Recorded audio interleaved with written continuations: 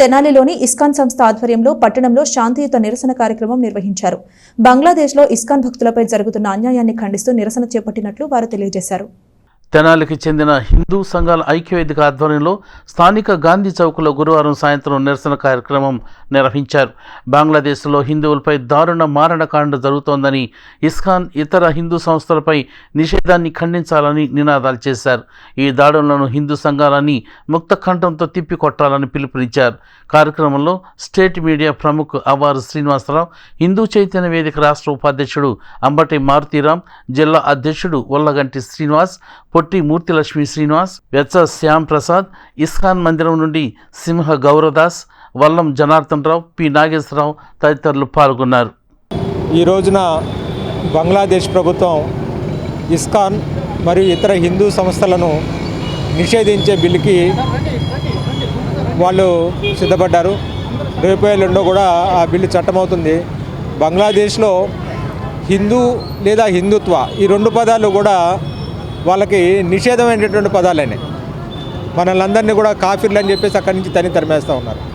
1971లో బంగ్లాదేశ్ బానిసత్వంలో మగ్గిపోతూ ఉంటే, బంగ్లాదేశ్ పాకిస్తాన్ యొక్క జిహాదీల చేతులు నలిగిపోతూ ఉంటే, బంగ్లాదేశ్లో ఉన్నటువంటి మహిళలు మానభంగాలకు గురై అలో లక్ష్మణాన్ని ఏడుస్తూ ఉంటే భారతదేశం నుంచి హిందూ సైనికులు వెళ్ళి వాళ్ళని కాపాడారు. బంగ్లా ముక్తి వాహిని పేరుతో అక్కడ రివల్యూషన్ వస్తే వాళ్ళందరికీ కూడా భారతదేశం నుంచి సైనికంగా సపోర్ట్ చేశాం మనం. వాళ్ళ స్త్రీల మాన ధన ప్రాణాలు కాపాడాం మనం.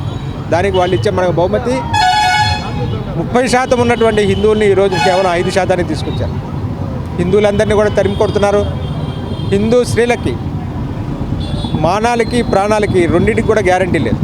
ఈ సందర్భంలో ఇస్కాన్కి హిందూ ఐక్యవేదిక తరఫున మేమంతా కూడా మనస్ఫూర్తిగా మద్దతు ప్రకటిస్తూ, ఈ యుద్ధం ఇప్పుడే మొదలైంది.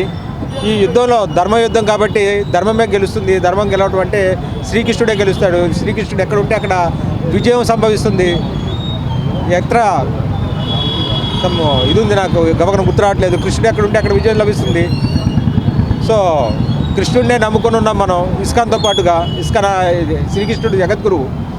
సో మనమంతా కూడా ఇస్కాన్కి అండగా నిలవాల్సినటువంటి సమయం ఇది.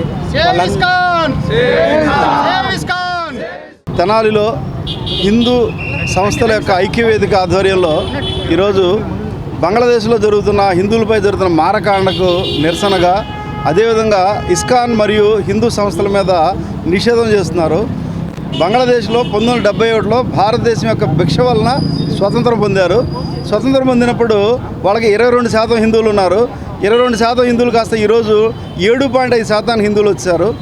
మొన్న జరిగిన విద్యార్థుల యొక్క రిజర్వేషన్ పోరాటం అనే వంకతో అక్కడ ఇస్లామిక్ తీవ్రవాదులు దాడి చేసి ప్రభుత్వాన్ని లొంగ తీసుకొని వాళ్ళ ప్రధానమంత్రిని పారద్రోలి అధికారం చేజిక్చుకున్నారు.